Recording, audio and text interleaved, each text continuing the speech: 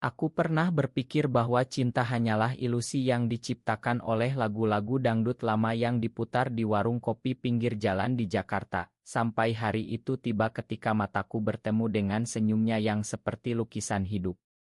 Aku, seorang pemuda biasa dari keluarga sederhana di pinggiran kota, tiba-tiba merasa jantungku seperti digores kuas yang tak terlihat, meninggalkan bekas yang tak bisa kuhapus. Dan yang paling mengejutkan, dia adalah seorang pria, seperti aku, di negeri di mana kata cinta sering kali dibungkus dengan norma yang tak pernah memberi ruang bagi kami. Nama Korea, umur 25 tahun, bekerja sebagai desainer grafis di sebuah agensi kecil di kawasan Sudirman. Hidupku biasa saja, bangun pagi, naik kereta komuter yang penuh sesak, pulang malam, dan sesekali minum kopi hitam di angkringan dekat kosan. Aku tak pernah membayangkan akan jatuh cinta pada seseorang seperti Ardi. Dia adalah seorang pelukis jalanan yang sering kutemui di Taman Attahillah, Kota Tua. Pertama kali melihatnya, dia sedang melukis potret seorang turis dengan cepat, tangannya lincah seperti angin monsoon yang menyapu daun-daun kering. Matanya coklat tua, seperti kopi tubruk yang kental, dan senyumnya. Senyum itu yang membuatku berhenti. Aku tak percaya pada takdir, gumamku dalam hati saat itu, tapi kenapa aku terus kembali ke tempat itu? Setiap akhir pekan, aku berpura-pura jalan-jalan, tapi sebenarnya untuk melihatnya. Suatu hari, hujan deras mengguyur Jakarta, dan aku berlindung di bawah atap sebuah bangunan kolonial. Ardi ada di sana, melindungi kanasnya dengan jas hujan murahan. "Hei, kamu sering lewat sini ya," katanya, suaranya lembut seperti hembusan angin dari pantai Anyer. Kami mulai berbicara. Dia cerita tentang mimpi-mimpinya menjadi pelukis terkenal, tentang bagaimana dia kabur dari keluarganya di Surabaya karena tak ingin menikah dengan gadis yang dijodohkan. "Aku ingin melukis apa yang hatiku rasakan, bukan apa yang orang lain inginkan," katanya. Aku mengangguk, merasa ada sesuatu yang sama di antara kami. Malam itu, kami minum teh hangat di sebuah warteg, dan aku merasa dunia berputar lebih lambat. Tapi di dalam hatiku ada konflik, apa ini? Kenapa aku merasa seperti ini terhadap seorang pria? Waktu berlalu, dan pertemuan kami semakin sering. Ardi mulai melukisku. Pertama kali, di studio kecilnya di kawasan Kemang, dia memintaku duduk diam. "Kamu punya mata yang penuh cerita, Rea," katanya sambil menggores kuas. Aku merasa telanjang, bukan secara isik, tapi jiwa. Setiap goresan seolah membongkar rahasiaku. "Kenapa kamu melukisku?" tanyaku. "Karena kamu meninggalkan jejak di hatiku," jawabnya sederhana. Tapi aku takut. Di Indonesia, cinta seperti ini adalah tabu. Keluargaku, ayah yang seorang guru agama di masjid kampung, pasti akan marah besar. Apa yang akan kukatakan pada mereka, gumamku sendirian di kamar kos. Aku mencoba menjauh, tapi Ardi menelepon, "Rea, aku rindu lukisanmu." "Lukisanmu?" Maksudnya lukisanku tentang dia. "Tidak," dia bilang, "lukisan tentangku." Setiap lukisannya tentangku meninggalkan jejak, tapi aku masih ingin hatiku dilukis olehnya. Suatu malam, kami berjalan di sepanjang kali Ciliwung yang kotor, tapi bagi kami, itu seperti sungai romantis di Enice. "Aku mencintaimu, Rea," katanya tiba-tiba. Hatiku berdegup kencang. "Tapi ini salah," bisikku. "Siapa yang bilang salah?" "Hati tak pernah bohong," balasnya. Kami berpelukan di bawah jembatan, angin malam membawa bau tanah basah. Tapi di dalam aku bergulat, apakah ini benar? Kenapa Tuhan memberiku perasaan ini jika itu dosa? Kami mulai menjalani hubungan diam-diam. Ardi melukis semakin banyak potretku, setiap lukisan seperti bab baru dari cerita kami. Satu lukisan menunjukkan aku tersenyum, yang lain menangis. "Ini jejakmu di hidupku," katanya. Aku merasa bahagia, tapi juga gelisah. Teman-temanku mulai curiga. "Kamu sering hilang akhir-akhir ini," kata Rudi, sahabatku sejak SMA. Aku bohong, bilang sibuk kerja. Konflik mulai muncul. Ardi ingin kami terbuka, tapi aku takut. Kita bisa pindah ke Bali, hidup bebas, katanya. Tapi aku punya tanggung jawab pada keluarga. Ibu sakit, ayah butuh bantuanku. Aku tak bisa meninggalkan mereka, kataku. Ardi marah, kamu takut pada dunia, Rea. Apa cintamu padaku hanya lukisan kosong? Pertengkaran pertama kami terjadi di studio. Aku menangis, aku mencintaimu, tapi ini sulit. Dia memelukku, ma, aku egois. Tapi benih keraguan sudah ditanam. Di dalam hatiku aku bertanya, apakah ini layak? Jejak yang ditinggalkan lukisannya makin dalam, tapi luka juga mulai terbuka. Malam itu, setelah pertengkaran, aku pulang dengan hati hancur. Kenapa aku harus seperti ini, gumamku berulang kali di kereta.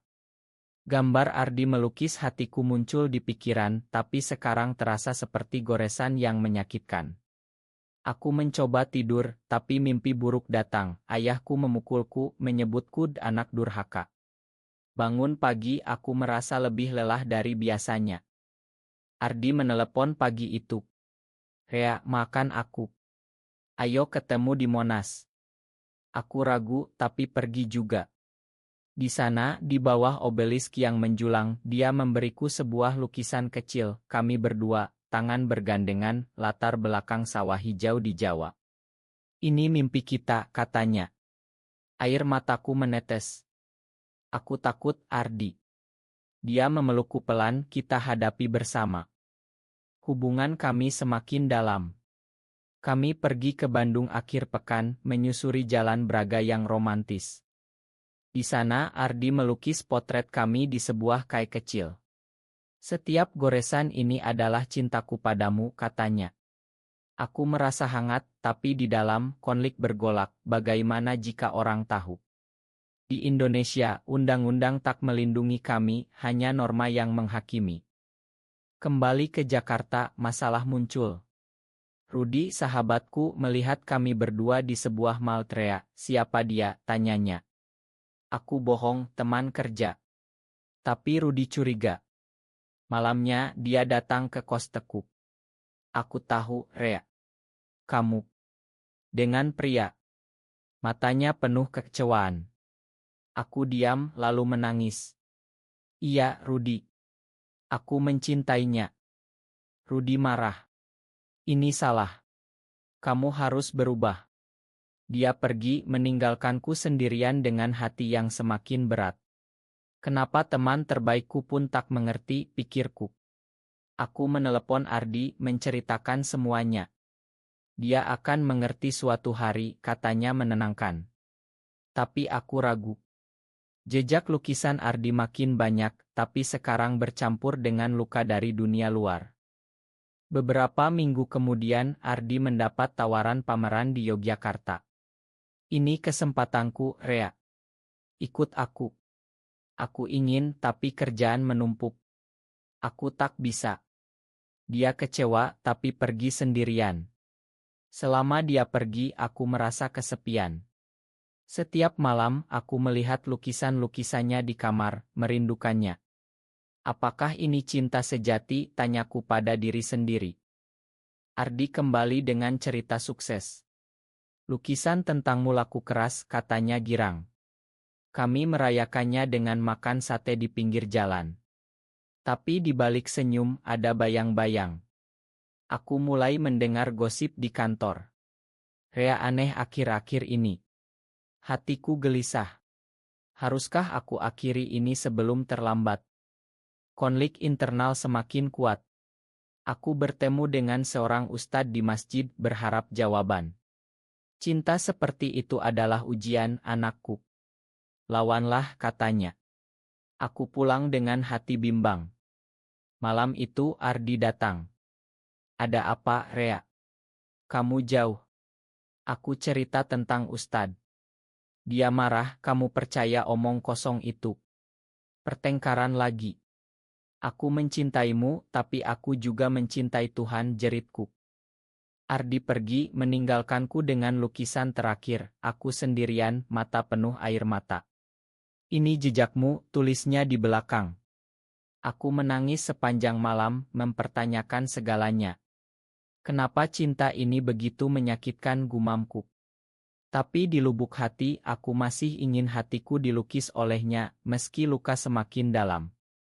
Hari-hari berikutnya, kami tak bertemu. Aku fokus kerja, tapi pikiran selalu ke dia. Rudi menelepon, "Ma, Rea. Aku tak seharusnya menghakimi. Kami bertemu," dia mendengarkan ceritaku.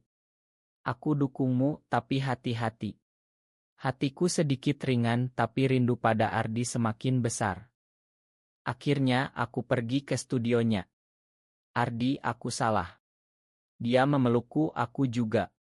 Kami berdamai, tapi aku tahu badai lebih besar akan datang. Jejak lukisannya seperti tato di jiwaku, tak bisa hilang. Badai itu datang lebih cepat dari yang kubayangkan.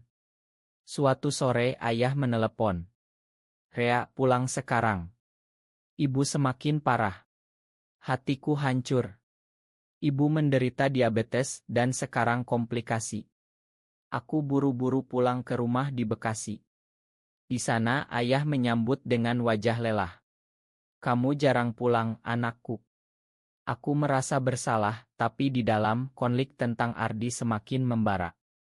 Selama merawat ibu, aku tak bisa hubungi Ardi. Dia pasti mengerti, pikirku. Tapi setelah seminggu, dia menelepon. "Rea, kenapa hilang?" Aku jelaskan, tapi suaranya dingin.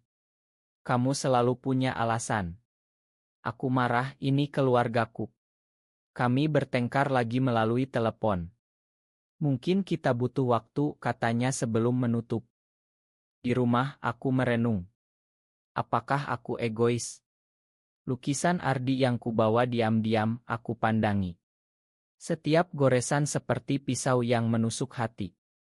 Kenapa cinta ini harus bertabrakan dengan keluarga, gumamku. Ibu melihatku murung. "Ada apa, nak?" Aku bohong, kerjaan. Tapi matanya tahu ada yang salah. Setelah ibu membaik, aku kembali ke Jakarta. Ardi tak ada di studio. Temannya bilang dia ke Bali pameran. Hatiku cemburu. Kenapa tak bilang? Aku pergi ke Bali naik pesawat murah. Di sana, di sebuah galeri di Ubud, aku melihatnya. Tapi dia tak sendirian. Ada seorang pria lain memegang tangannya. Siapa itu, pikirku, hati seperti diremas. Aku mendekat. "Ardi." Dia terkejut. "Rea, kenapa kamu di sini?" Pria itu, namanya Bima, adalah kolektor seni. Tapi tatapannya pada Ardi lebih dari bisnis. "Kita bicara," kataku. Di luar galeri, Ardi mengaku aku kesepian, Rea. Bima hanya teman. Tapi aku tak percaya. "Kamu bohong," jeritku. Kami bertengkar hebat, air mata mengalir. "Aku mencintaimu, tapi kamu selalu menjauh," katanya. "Aku takut pada dunia," balasku. Dia pergi dengan Bima, meninggalkanku di jalanan Ubud yang sepi. Ini pengkhianatan, gumamku. Hatiku hancur berkeping. Jejak lukisannya sekarang seperti racun meracuni jiwa. Pulang ke Jakarta, aku sakit. Tak makan, tak tidur. Rudi datang, "Rea, kamu harus bangkit." Aku cerita semuanya. "Dia selingkuh?" tanyanya marah. Aku mengangguk. Di dalam, aku bertanya, kenapa Tuhan ingkar ini? Aku pergi ke masjid, sholat tahajud, memohon petunjuk. Apakah aku pantas dicinta? Beberapa hari kemudian, Ardi menelepon. "Rea, Ma. Bima hanya godaan sesaat." Aku dingin, terlambat. Tapi di hati aku masih rindu. "Setiap lukisanmu meninggalkan jejak, tapi sekarang menyakitkan." Kami bertemu di Taman Attahilah, tempat pertama bertemu. Dia membawa lukisan baru, aku dan dia saling memakan. "Aku salah," katanya menangis. Aku memeluknya, tapi kepercayaan retak. "Kita coba lagi," tanyaku. Dia mengangguk. Tapi di dalam, luka semakin dalam, emosi bergolak seperti ombak di pantai Parangtritis. Aku tahu ini bukan akhir, tapi awal dari badai lebih besar. Konflik internal mencapai puncak. Aku mencintainya, tapi takut dikhianati lagi. Setiap malam, aku memandang lukisan, merasa campur aduk. Rasa cinta dan sakit bercampur.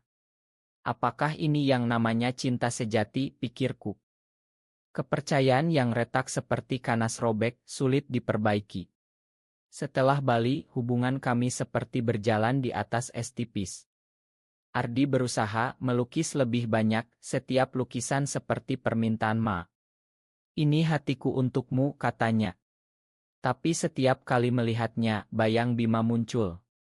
Apakah dia benar-benar berubah, gumamku sendirian. Kami mencoba hidup normal. Pergi ke pantai Ancol, berjalan tangan bergandengan diam-diam, aku tak bisa hidup tanpamu, Rea, katanya. Aku tersenyum, tapi di dalam, keraguan menggerogoti. Aku juga, balasku, tapi suara hati berkata lain.